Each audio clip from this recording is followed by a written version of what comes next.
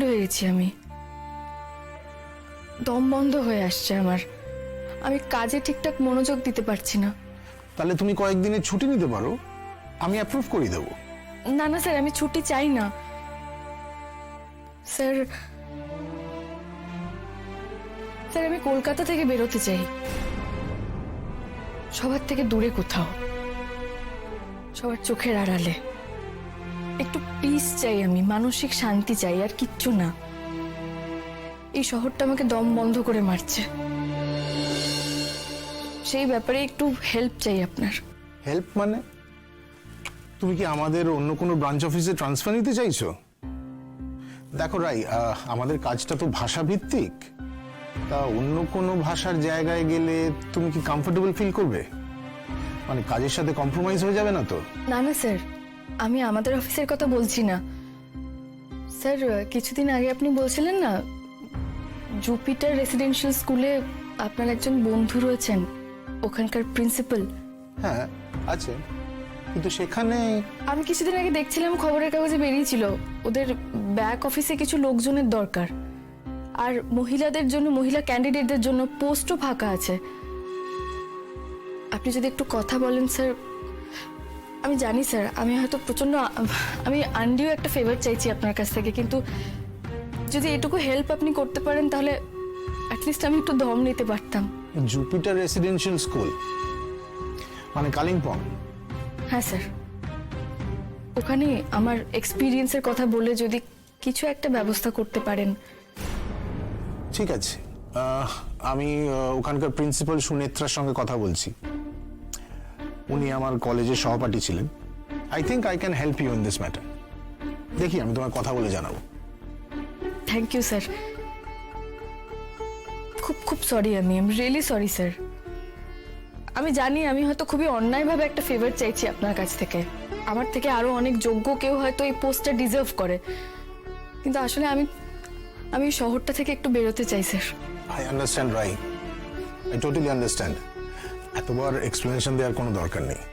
আমি জানি তুমি কেন আমাকে রিকোয়েস্টটা করছো, আমি দেখছি কি করা যায়। Thank you sir. সরি দাদা। পারবে না কেন বলছি? ও নিজেকে কন্ট্রোল করতে চায় না, ও মাথায় খাটায় না।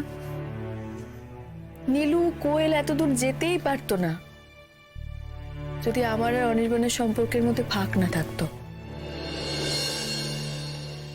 যে কটা দিন আমি ছিলাম শুধুমাত্র একটা জিনিসই আমার মাথায় থাকতো, একটা খাদের কিনারায় বাস করছি আমি, এক পা এদিক থেকে ওদিক হলেই ব্যাস খাদে পড়ে যাব। কি কি না শুনতে হয়েছে আমাকে। হুট করে আমার প্রেগন্যান্সির সমস্যা আছে সেটা জানার পর রেগে গেল। হুট করে কোন দিন এসে বলবে যে আমি সংসার করতে চাই না, সেই জন্য নাকি আমি চাকরিটা করতে চাই।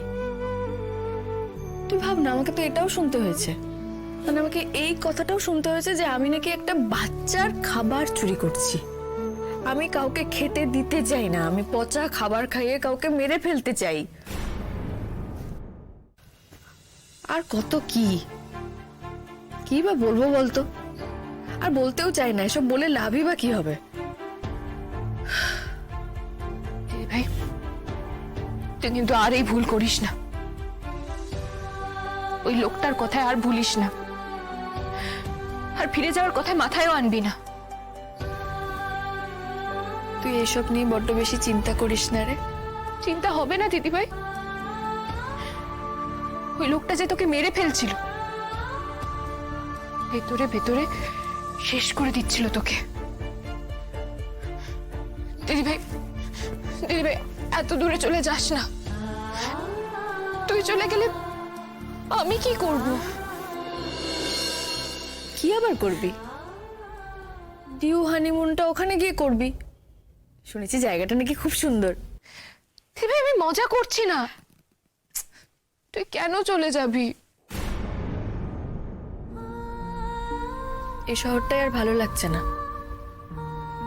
যে কোনো মোড়ে হয় অনির্বাণ, নয় নীলু, নয় কোয়েল, কারোর না কারোর সাথে একটা মুখোমুখি হতে হবে। আর নিতে পারছি না।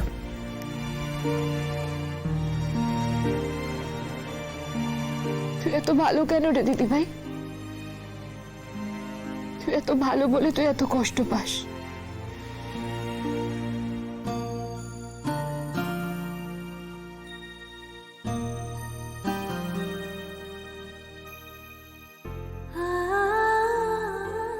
ফোন করেনি অনির্বাণ সেন?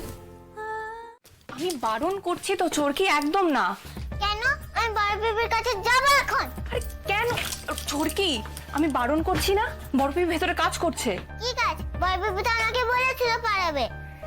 কি গো মিষ্টি, কি কি ব্যাপার গো? রাই এরকম ঘরে দৌড় দিয়ে কি করছে? আমার আজকাল বড় ভয় করে মিষ্টি। ঠাম্মি, বড় পিপিকে বলো তো দরজাটা খুলতে। মা, আসলে রাই ভিডিও কলে একটা ইন্টারভিউ দিচ্ছে। চোরকি যাতে ওকে ডিস্টার্ব না করে তাই আমি নজর রাখছি।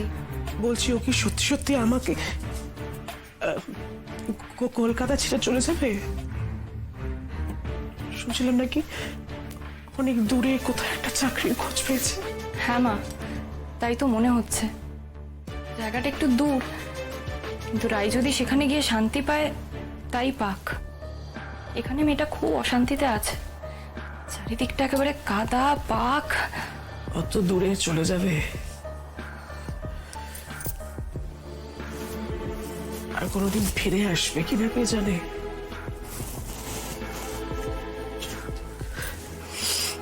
কি আর বলি।